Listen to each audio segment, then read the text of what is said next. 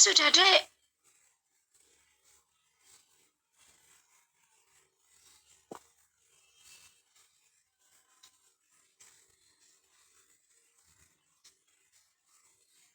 Kami akan mempresentasikan hasil kerja kami.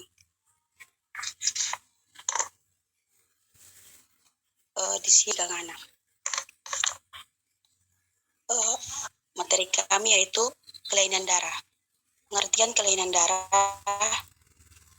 darah adalah gangguan yang terjadi pada salah satu atau beberapa bagian darah sehingga mempengaruhi jumlah dan fungsinya. Kelainan darah bisa bersifat akut maupun kronis. Darah adalah komponen esensial makhluk hidup yang berfungsi sebagai pembawa oksigen dari paru-paru ke jaringan dan karbon dioksida dari jaringan ke paru dari saluran cerna untuk dikeluarkan, membawa zat nutrien dari saluran cerna ke jaringan, kemudian mengantarkan sisa metabolisme melalui organ sekresi seperti ginjal, mengantarkan hormon dan materi-materi pembekuan darah. Di sini ada gangguan dan kelainan darah pada sistem peredaran darah.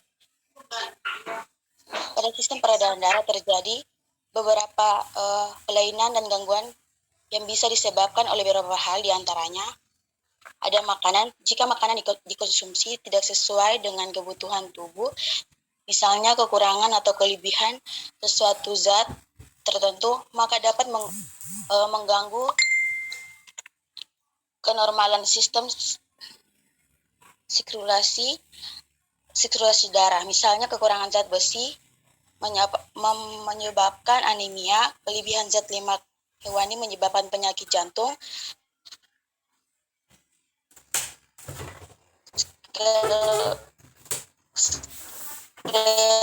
sklerosis, hipertensi, dan lain. Kedua, infeksi. Beberapa jenis infeksi dapat menyebabkan kelainan dan gangguan pada sistem sirkulasi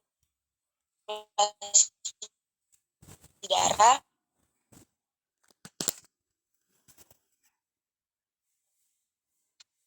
Plasmodium pada sistem sirkulasi darah. Bahkan beberapa jenis obat yang dikonsumsi tanpa resep dokter dapat menyebabkan keracunan pada darah. Yang keempat ada radiasi, suatu indikasi yang cukup meyakinkan bahwa radiasi dari sinar-sinar radioaktif atau zat-zat yang bersifat radioaktif dapat menyebabkan terjadinya kanker darah atau leukemia. Yang kelima ada faktor genetik atau faktor keturunan. Beberapa jenis kelainan dan penyakit pada sistem sirkulasi darah dapat terjadi karena faktor keturunan. Penyakit yang demikian biasanya probabilitasnya akan menjadi lebih besar jika perkawinan terjadi antara keluarga dekat. Makin dekat hubungan keluarga, makin besar pun peluang untuk munculnya kelainan tersebut. Dipersilakan pemateri kedua, Gangana. Patofisiologi pada kelainan darah. Kelainan darah yang mempengaruhi sel darah merah yaitu anemia aplastik, anemia autoimun hemolitik, anemia sel sabit, dan polistemia. Kelainan darah yang berdampak kepada sel darah putih, sini ada leukemia, ada multiple myeloma, ada sindrom myelodysplasia, dan limfoma. Pengobatan kelainan darah. Pengobatan yang dapat diberikan oleh dokter seperti zat yang berguna untuk merangsang sumsum tulang untuk menghasilkan lebih banyak trombosit jika terdapat gangguan pada sel darah tersebut. Alternatif lainnya untuk penanganan gangguan pada sel darah putih adalah dengan mengonsumsi antibiotik untuk membantu melawan infeksi. Beberapa suplemen seperti zat besi, vitamin B9, vitamin B12 juga dapat dikonsumsi untuk mengatasi anemia akibat defisiensi.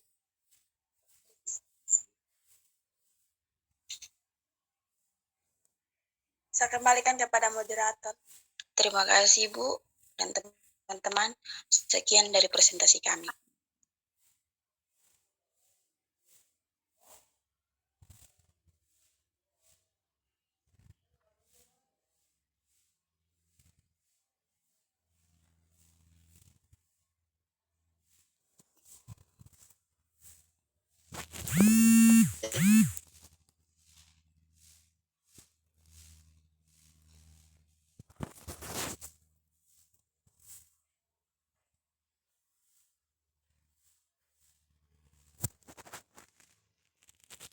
Kira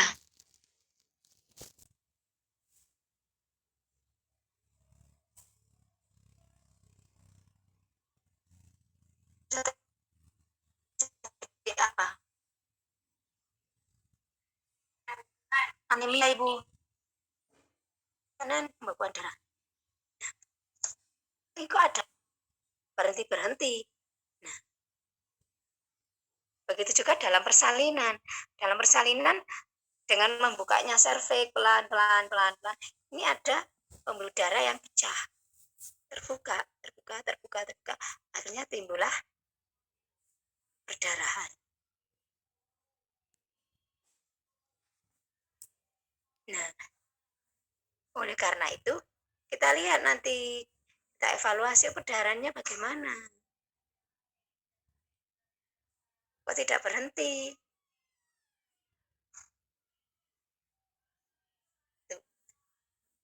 Harus kita rujuk. Takutnya ada kelainan pembekuan darah.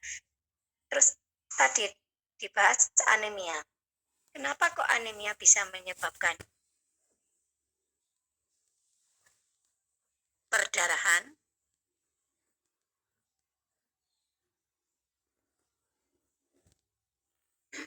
Anemia itu kan HB-nya kurang. Nah, menyebabkan perdarahan. Kira-kira zat apa yang berpengaruh?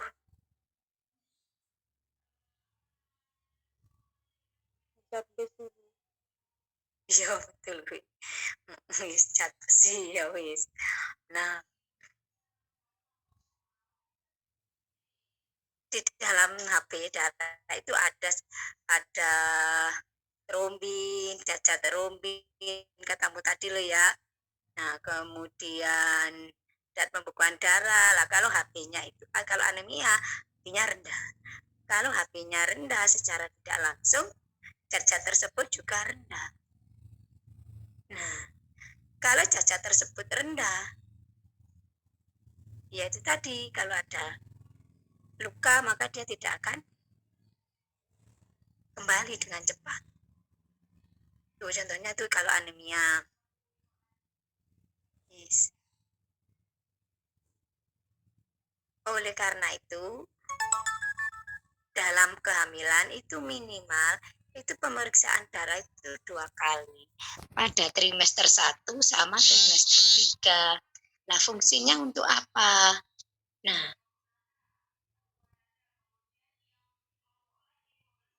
fungsinya kalau trimester 1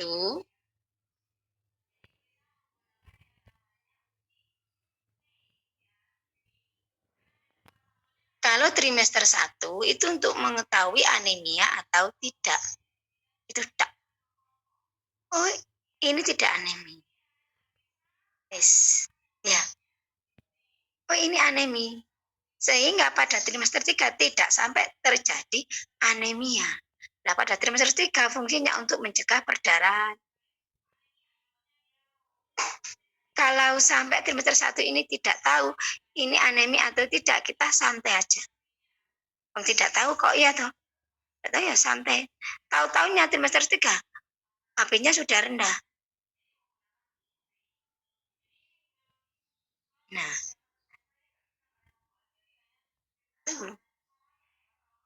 terus bagaimana penata laksanaannya? Karena dengan waktu yang pendek, maka membutuhkan darah secepat mungkin. Akhirnya dilakukan transfusi. Yang semula kalau anemia itu tahu pada trimester 1, tidak bisa transfusi. transfusi menggunakan zat besi oral. Murah, ibu-ibu hamil dapatkan di posyandu satu plastik ini 30 biji.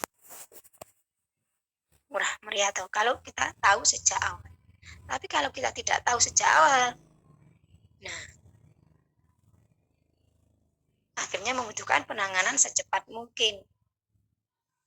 Nah kalau transfusi berarti harus opname. Kalau opname berarti harus mengeluarkan dana. Nah itu loh ya. Jadi jangan saudara-saudara kita di kampung kebanyakan seperti ini. Itu kalau sudah G2, yang G2, yang Bu Rohama tahu loh ya. Kebanyakan seperti ini, nanti aja periksa. Itu salah. Ya sudah, kalau kita berencana hamil, begitu tahu positif, periksa. Yaitu untuk mengetahui anemia atau tidak, kelainan darah atau tidak.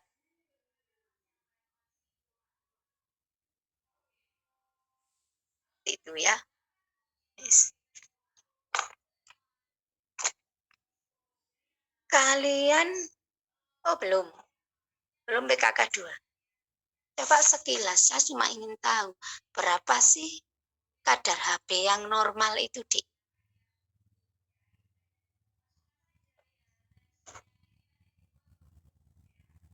Kalau kita bilang 11 gram ibu hamil, kalau 11 gram itu normalnya untuk ibu hamil. Atau pada orang normal tidak hamil? Ini untuk 11 gram itu pada ibu hamil. Kalau kalian berapa?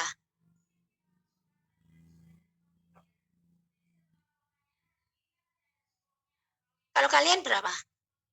Ini 8. Kalian kan tidak hamil dong? 8 sampai 10 gram. 12 minimal. Antara 12 sampai berapa gitu. Terus ibu hamil kenapa kok lebih rendah HB-nya daripada kita yang tidak hamil?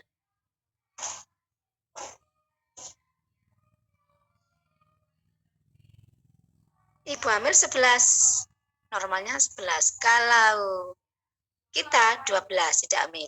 Nah, sekarang saya tanya, kenapa ibu hamil itu kok lebih rendah daripada kita? Ini kalau menurut saya ibu, karena sebagian darah dari ibu itu ini dialirkan kepada janin, sehingga ini HB dari ibu itu rendah. Iya, ada betulnya. Betul. Saya lengkapi ya.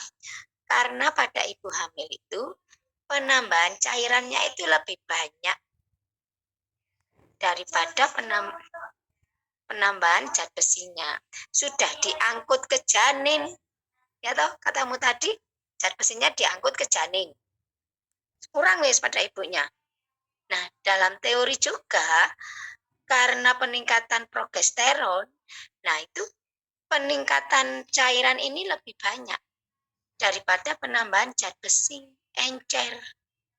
Jadi darah ibu hamil itu encer.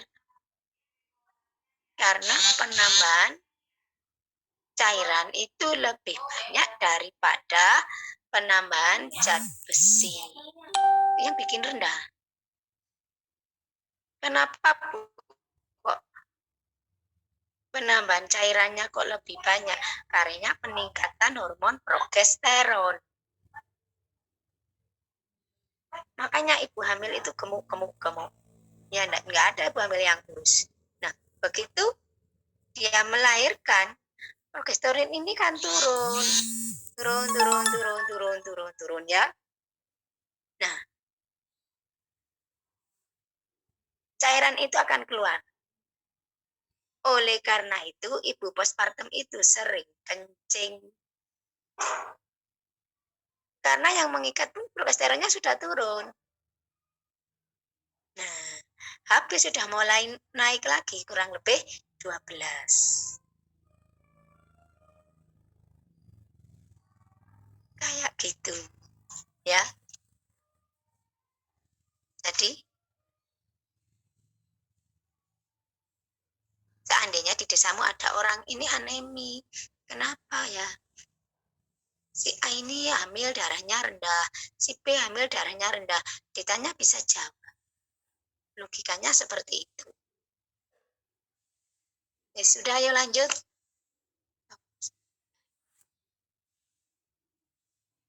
Presentasikan apa? 5 kasus. Saya nggak ada kisi-kisi, rugi tak kisi-kisi. Mesti omongi kasus oh ya. Tuh. Ya saya deh.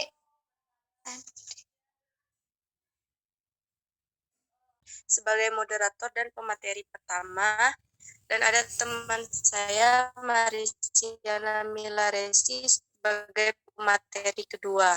Baiklah, untuk mempersingkat waktu, kita lanjutkan langsung ke pemateri pertama. A. Pengertian kardiovaskular. Penyakit kardiovaskular atau yang biasa disebut penyakit jantung umumnya mengacu pada kondisi yang melibatkan penyempitan atau pemblokiran pembuluh darah yang bisa menyebabkan serangan jantung, nyeri dada atau angin, atau stroke. Kardiovaskular merupakan sebuah organ yang terdiri dari otot dan bekerja menyerupai otot polos, yaitu bekerja di luar kemampuan kita, dipengaruhi oleh susunan saraf otonom. Pembuluh darah koroner merupakan penyakit aliran darah. Darah membawa oksigen dan makanan yang dibutuhkan miokard agar dapat berfungsi dengan baik. B. Kardiovaskular, satu faktor dan gejala, yaitu merokok. Merokok merupakan faktor risiko mayor untuk terjadinya penyakit jantung, termasuk serangan jantung dan stroke, dan juga memiliki hubungan kuat untuk terjadinya penyakit jantung, sehingga dengan berhenti merokok akan mengurangi risiko terjadinya serangan jantung. 2. Alkohol. Kebiasaan mengonsumsi alkohol bisa menaikkan kadar tekanan darah dan berisiko terkena penyakit jantung. Selain itu, kebiasaan mengonsumsi alkohol juga dapat meningkatkan kadar triglycerida, yaitu suatu bentuk kolesterol yang mengeraskan arteri. 3. Pola diet. Salah satu faktor yang dapat menyebabkan penyakit jantung adalah diet yang tidak sehat. Diet lemak jenuh dan kolesterol mengakibatkan penyakit jantung. Selain itu, terlalu banyak kandungan garam atau sodium dalam makanan bisa menaikkan kadar tekanan darah sehingga dapat lebih berpotensi terserang penyakit jantung. C. Kardiovaskuler, tanda dan gejala. Gejala penyakit jantung koroner yaitu 1. Nyeri dada atau angina, 2. Muncul keringat dingin, 3. Mual, 4. Sesak napas.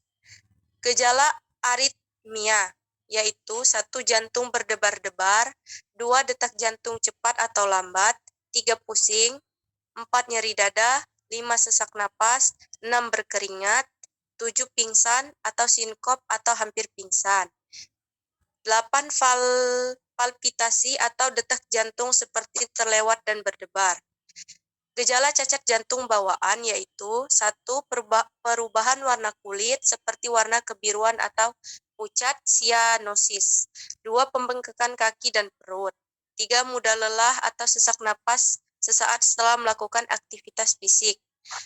Gejala endokarditis 1. Demam, 2. Sesak napas, 3. Kelelahan, 4. Pembengkakan di kaki atau perut, 5. Denyut jantung tidak teratur, 6. Batuk kering terus-menerus, 7. Muncul ruam kulit atau bintik-bintik kemerahan atau keunguan yang tidak biasa. Baiklah, saya persilakan untuk pemateri kedua untuk melanjutkan materi. Baik, terima kasih. Saya akan membacakannya. Patofisiologo kardiovaskular. Sindrom koroner akut adalah suatu kondisi terjadi penggunaan aliran darah ke jantung secara mendadak.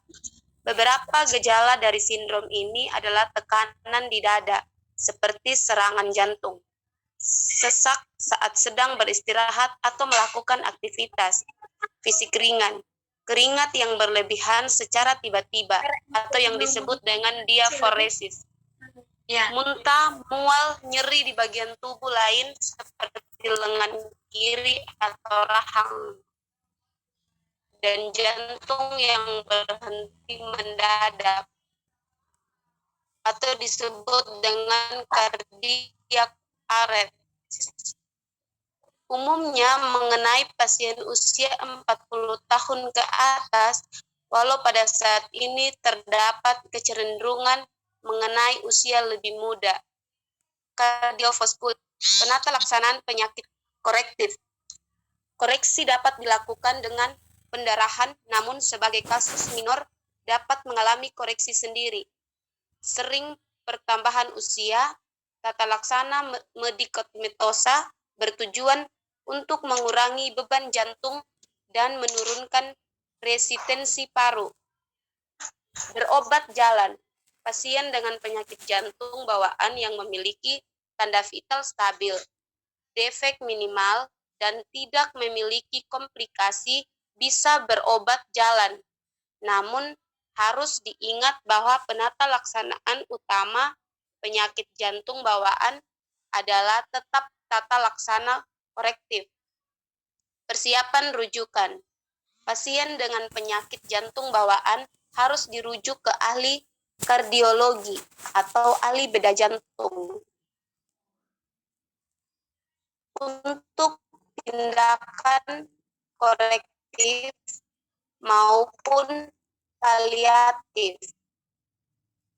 Prinsip penanganan penyakit jantung bawaan adalah intervensi sedini mungkin.